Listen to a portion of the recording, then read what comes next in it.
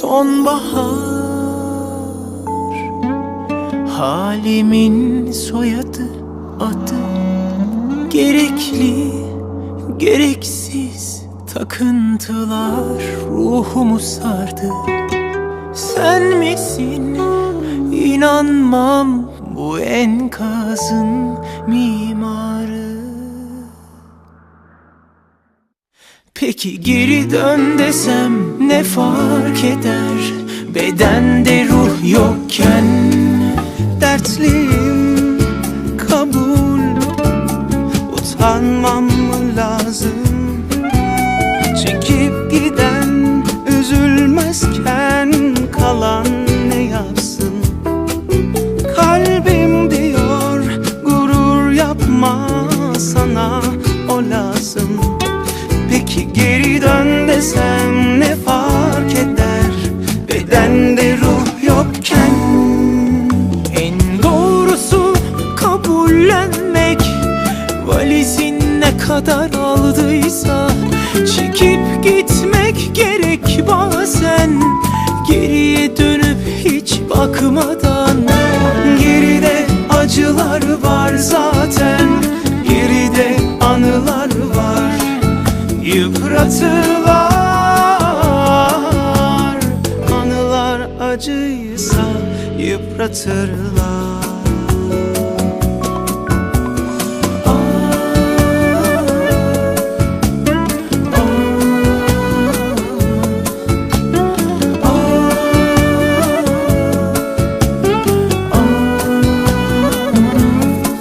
Dertliyim, kabul. Utanmam mı lazım? Çekip giden üzülmezken kalan ne yapsın? Kalbim diyor gurur yapma, sana o lazım.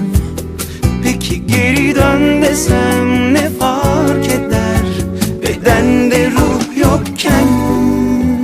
En doğrusu kabullenmek, valizin ne kadar aldıysa çekip gitmek gerek bazen, geriye dönüp hiç bakmadan. Geride acılar var zaten, geride anılar var, yıpratırlar. Anılar acıysa yıpratırlar. En doğrusu kabullenmek, valizin ne kadar aldıysa çekip gitmek gerek bazen, geriye dönüp hiç bakmadan. Geride acılar var zaten, geride anılar var, yıpratırlar. Anılar acıysa yıpratırlar.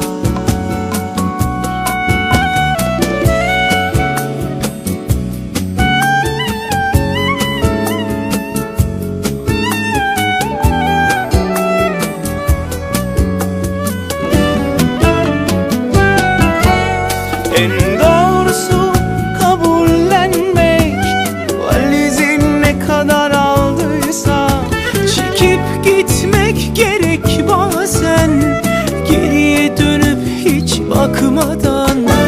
geride acılar var zaten, geride anılar var, yıpratırlar.